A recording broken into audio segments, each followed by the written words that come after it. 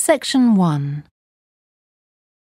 You will hear a telephone conversation between an official at a village hall and a woman who wants to hire a public room. First, you have some time to look at questions 1 to 6.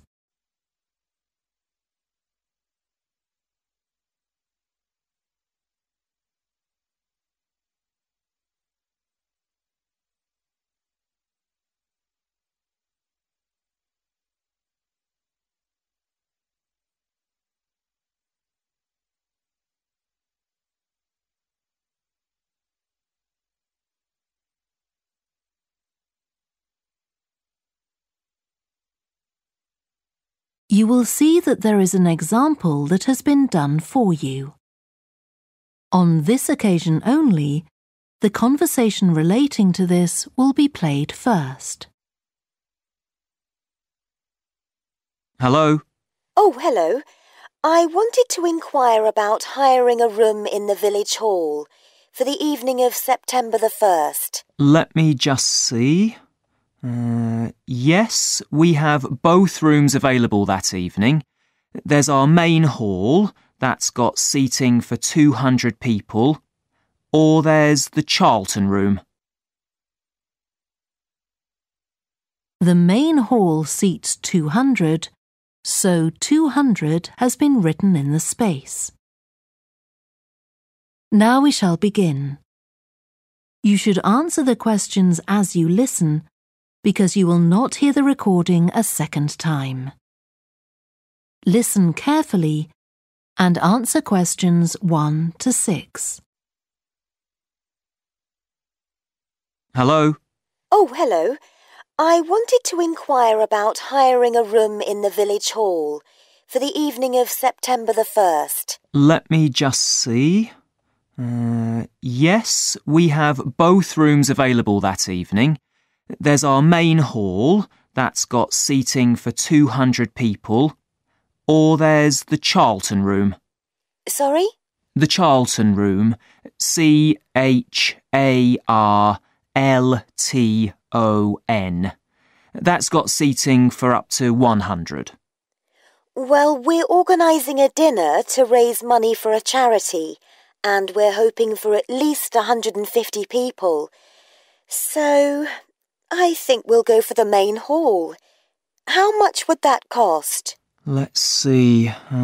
You wanted it for the evening of September the 1st? Yes, that's a Saturday. So from 6 p.m. to midnight, that'd be £115. That's the weekend price. It's £75 on weekdays. That's all right. And I have to tell you, there's also a deposit of £250, which is returnable, of course, as long as there's no damage. But we do insist that this is paid in cash. We don't take cards for that. You can pay the actual rent of the room however you like, though. Cash, credit card, cheque. Oh, well, I suppose that's okay. So, does the charge include use of tables and chairs and so on? Oh, yes. And what about parking? Yeah, that's all included. The only thing that isn't included is, you said you were organising a dinner? Yeah. Well, you'll have to pay extra for the kitchen if you want to use that. It's £25. It's got very good facilities, good quality cookers and fridges and so on. OK. Well, I suppose that's all right. We can cover the cost in our entry charges. Right, so I'll make a note of that. Now, there are just 1 or 2 things you need to think about before the event. For example, you'll have to see about getting a licence if you're planning to have any music during the meal. Oh, really? It's quite straightforward. I'll give you the details later on. And about a week or 10 days before your event, you'll need to contact the caretaker, that's Mr. Evans, to make the arrangements for entry. He'll sort that out with you. And do I give him the payment as well? No, you do that directly with me. Before you hear the rest of the conversation, you have some time to look at questions 7 to 10.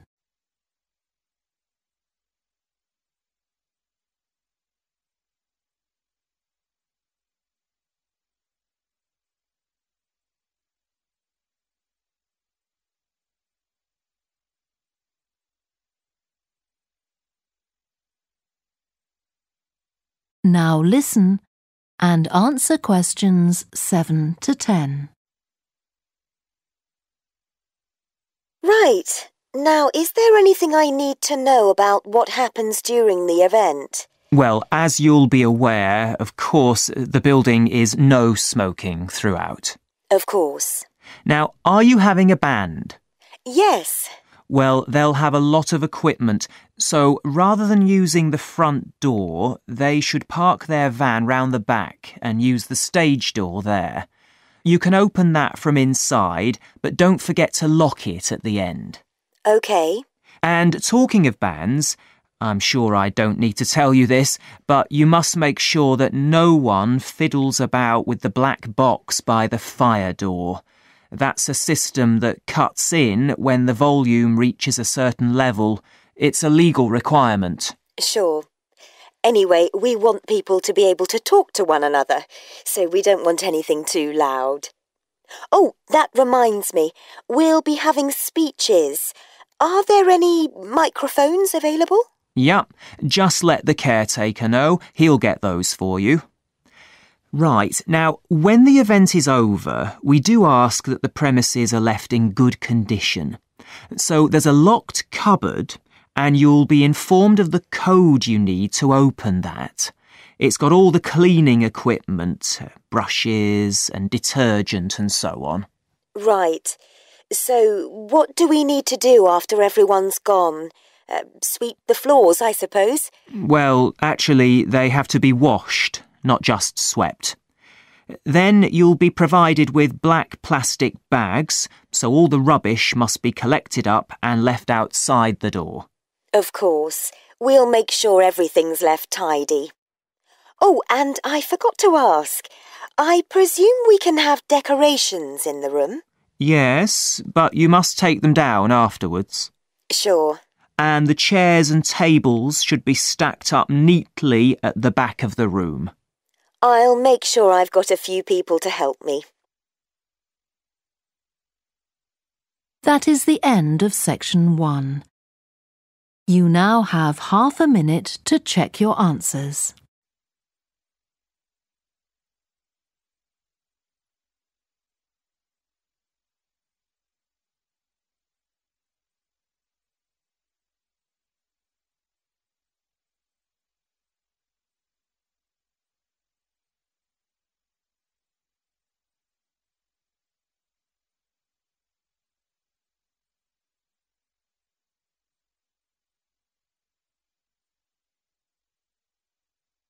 Now turn to section 2. Section 2. You will hear a guide talking to a group of visitors to a farm. First, you have some time to look at questions 11 to 14.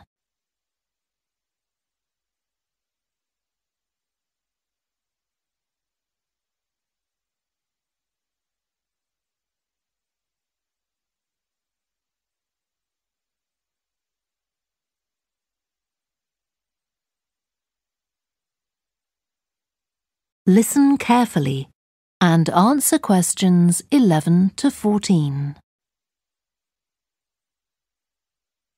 Welcome to the Fiddy Working Heritage Farm. This open-air museum gives you the experience of agriculture and rural life in the English countryside at the end of the 19th century. So you'll see a typical farm of that period, and like me, all the staff are dressed in clothes of that time. I must give you some advice and safety tips before we go any further. As it's a working farm, please don't frighten or injure the animals. We have a lot here, and many of them are breeds that are now quite rare. And do stay at a safe distance from the tools. Some of them have sharp points which can be pretty dangerous, so please don't touch them. We don't want any accidents, do we? The ground is very uneven, and you might slip if you're wearing sandals, so I'm glad to see you're all wearing shoes. We always advise people to do that. Now, children of all ages are very welcome here, and usually even very young children love the ducks and lambs, so do bring them along next time you come. I don't think any of you have brought dogs with you, but in case you have, I'm afraid they'll have to stay in the car park unless they're guide dogs. I'm sure you'll understand that they could cause a lot of problems on a farm. Before you hear the rest of the talk, you have some time to look at questions 15 to 20.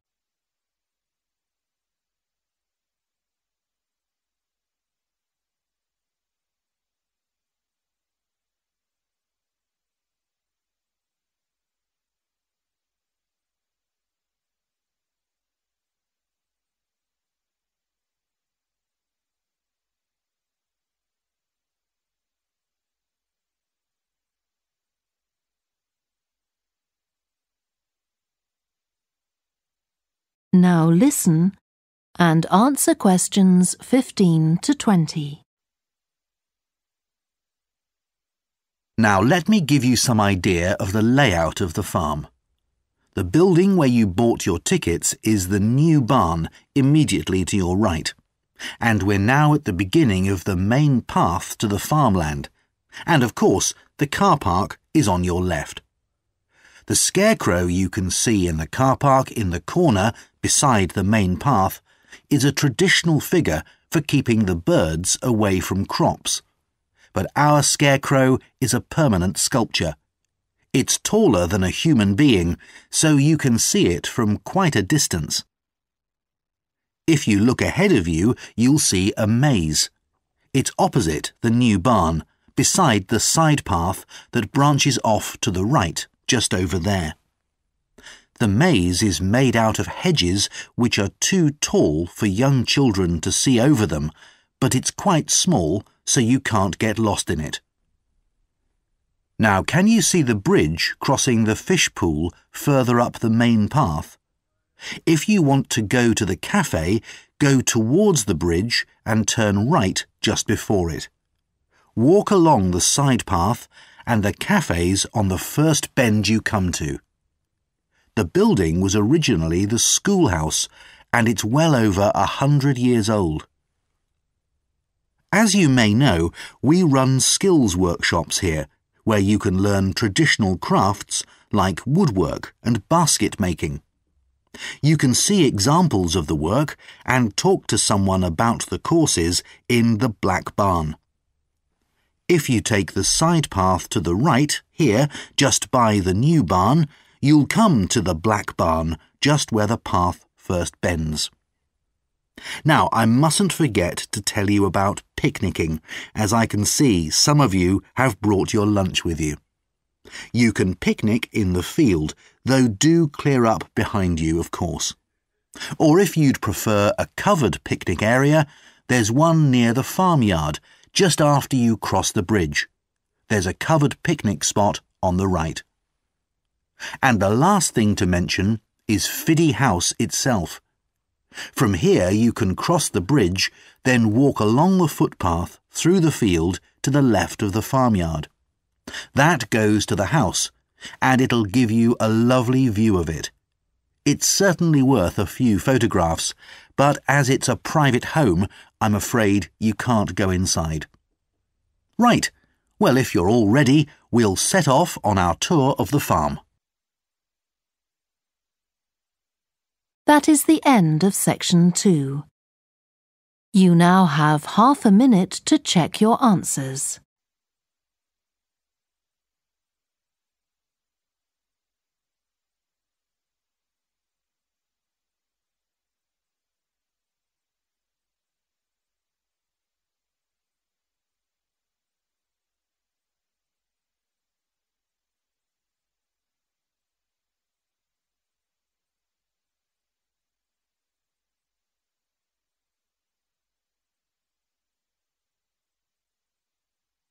Now turn to Section 3. Section 3.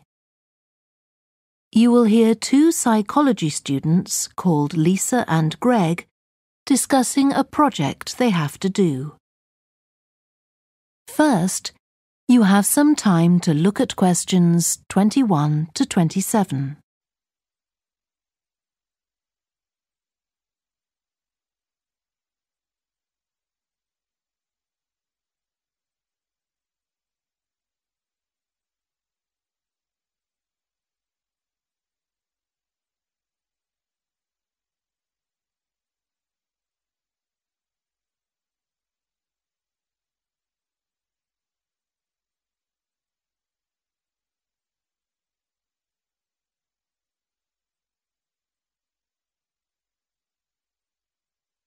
Now listen carefully and answer questions 21 to 27. OK, Greg, so I finally managed to read the article you mentioned, the one about the study on gender in physics. About the study of college students done by Akira Miyake and his team. Yeah, I was interested that the researchers were actually a mix of psychologists and physicists. That's an unusual combination. Yeah, I got a little confused at first about which students the study was based on. They weren't actually majoring in physics, they were majoring in what's known as the STEM disciplines. That's science, technology, engineering and math. Yes, but they were all doing physics courses as part of their studies. That's correct. So, as I understood it, Miyake and co. started from the fact that women are underrepresented in introductory physics courses at college, and also that, on average, the women who do enrol on these courses perform more poorly than the men. No one really knows why this is the case. Yeah, but what the researchers wanted to find out was basically what they could do about the relatively low level of the women's results. But in order to find a solution, they needed to find out more about the nature of the problem. Right. Now, let's see if I can remember. It was that in the physics class, the female students thought the male students all assumed that women weren't any good at physics. Was that it? And they thought that the men expected them to get poor results in their tests. That's what the women thought, and that made them nervous, so they did get poor results. But actually, they were wrong. No one was making any assumptions about the female students at all. Anyway, what Miyake's team did was quite simple, getting the students to do some writing before they went into the physics class. What did they call it? Values affirmation. They had to write an essay focusing on things that were significant to them, not particularly to do with the subject they were studying, but more general things like music or people who mattered to them. Right. So the idea of doing the writing is that this gets the students thinking in a positive way. And putting these thoughts into words can relax them and help them overcome the psychological factors that lead to poor performance. Yeah.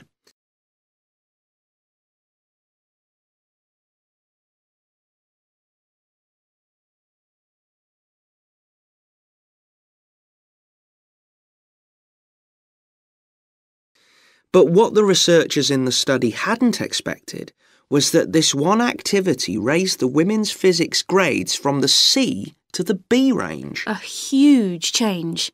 Pity it wasn't to an A, but still. No, but it does suggest that the women were seriously underperforming beforehand in comparison with the men. Yes. Mind you, Miyake's article left out a lot of details, like did the students do the writing just once or several times? And had they been told why they were doing the writing? That might have affected the results. You mean if they know the researchers thought it might help them to improve, then they just try to fulfill that expectation? Exactly. So anyway, I thought for our project we could do a similar study. but investigate whether it really was the writing activity that had that result.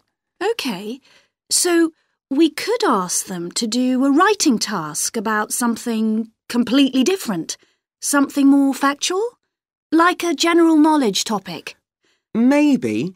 Or we could have half the students doing a writing task and half doing something else, like an oral task. Or even half do the same writing task as in the original research and half do a factual writing task. Then we'd see if it really is the topic that made the difference or something else. That's it. Good. So, at our meeting with the supervisor on Monday, we can tell him we've decided on our project. We should have our aims ready by then. I suppose we need to read the original study. The article's just a summary. And there was another article I read by Smolinski. It was about her research on how women and men perform in mixed teams in class, compared with single-sex teams and on their own. Let me guess, the women were better at teamwork. That's what I expected. But actually, the men and the women got the same results, whether they were working in teams or on their own. But I guess it's not that relevant to us. What worries me, anyway, is how we're going to get everything done in the time. We'll be okay now we know what we're doing. Though I'm not clear how we assess whether the students in our experiment actually make any progress or not. No, we may need some advice on that. The main thing's to make sure we have the right size sample, not too big or too small. That shouldn't be difficult. Right, what do we need to do next? We could have a look at the timetable for the science classes. Or perhaps we should just make an appointment to see one of the science professors. That'd be better. Great. And we could even get to observe one of the classes. What for? Well, OK, maybe let's just go with your idea. Right, well, I think that's everything for now. That is the end of section 3. You now have half a minute to check your answers.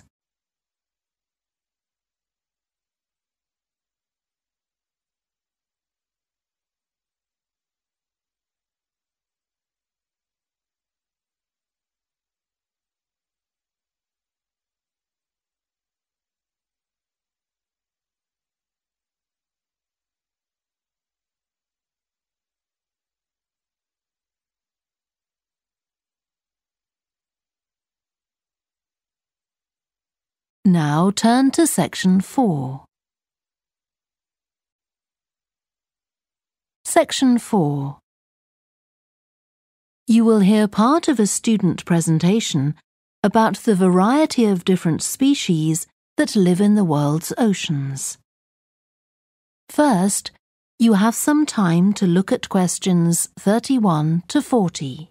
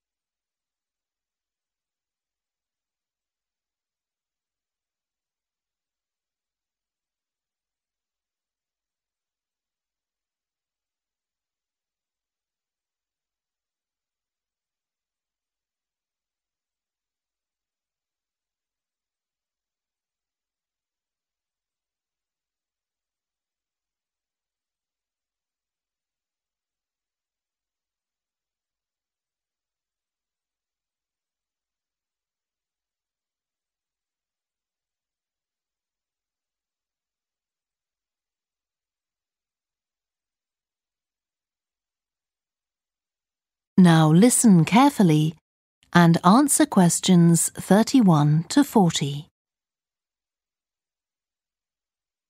I've been looking at ocean biodiversity. That's the diversity of species that live in the world's oceans. About 20 years ago, biologists developed the idea of what they called biodiversity hotspots. These are the areas which have the greatest mixture of species. So one example is Madagascar. These hotspots are significant because they allow us to locate key areas for focusing efforts at conservation. Biologists can identify hotspots on land fairly easily, but until recently, very little was known about species distribution and diversity in the oceans, and no one even knew if hotspots existed there.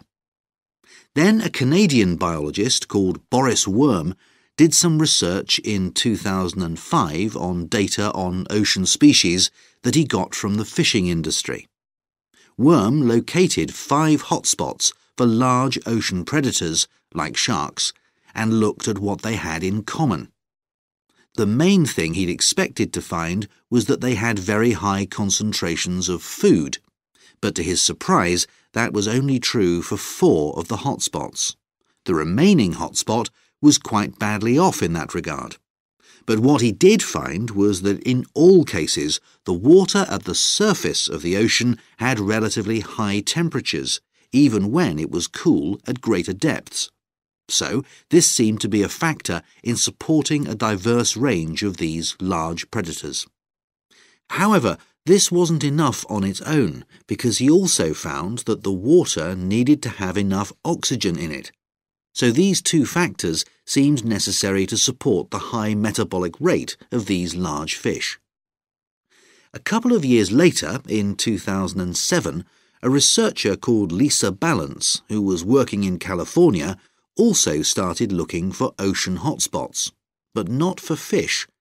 What she was interested in was marine mammals, things like seals. And she found 3 places in the oceans which were hotspots, and what these had in common was that these hotspots were all located at boundaries between ocean currents. And this seems to be the sort of place that has lots of the plankton that some of these species feed on. So now people who want to protect the species that are endangered need to get as much information as possible. For example, there's an international project called the Census of Marine Life. They've been surveying oceans all over the world, including the Arctic.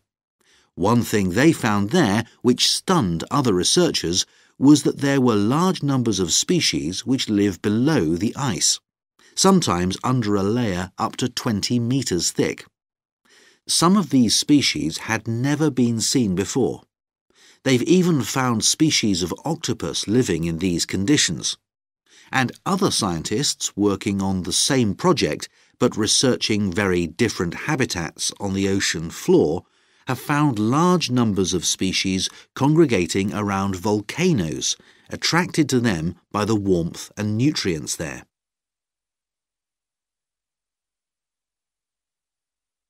However, biologists still don't know how serious the threat to their survival is for each individual species. So a body called the Global Marine Species Assessment is now creating a list of endangered species on land, so they consider things like the size of the population, how many members of one species there are in a particular place, and then they look at their distribution in geographical terms. Although this is quite difficult when you're looking at fish because they're so mobile. And then thirdly, they calculate the rate at which the decline of the species is happening. So far, only 1,500 species have been assessed, but they want to increase this figure to 20,000. For each one they assess, they use the data they collect on that species to produce a map showing its distribution. Ultimately, they will be able to use these to figure out not only where most species are located, but also where they are most threatened. So, finally, what can be done to retain the diversity of species in the world's oceans? Firstly, we need to set up more reserves in our oceans, places where marine species are protected. We have some, but not enough. In addition, to preserve species such as leatherback turtles, which live out in the high seas but have their nesting sites on the American coast, we need to create corridors for migration, so they can get from one area to another safely. As well as this, action needs to be taken to lower the levels of fishing quotas, to prevent overfishing of endangered species. And finally, there's the problem of bycatch. This refers to the catching of unwanted fish by fishing boats. They're returned to the sea, but they're often dead or dying. If these commercial fishing boats used equipment which was more selective so that only the fish wanted for consumption were caught, this problem could be overcome. OK, so does anyone have any questions about... That is the end of section 4. You now have half a minute to check your answers.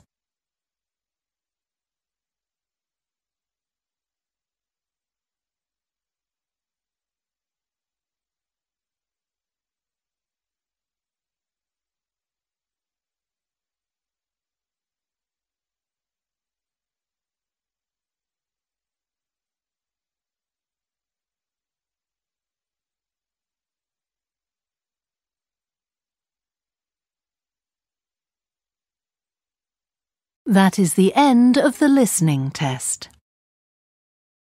You now have 10 minutes to transfer your answers to the answer sheet. Please stop writing and wait for your question booklet to be collected.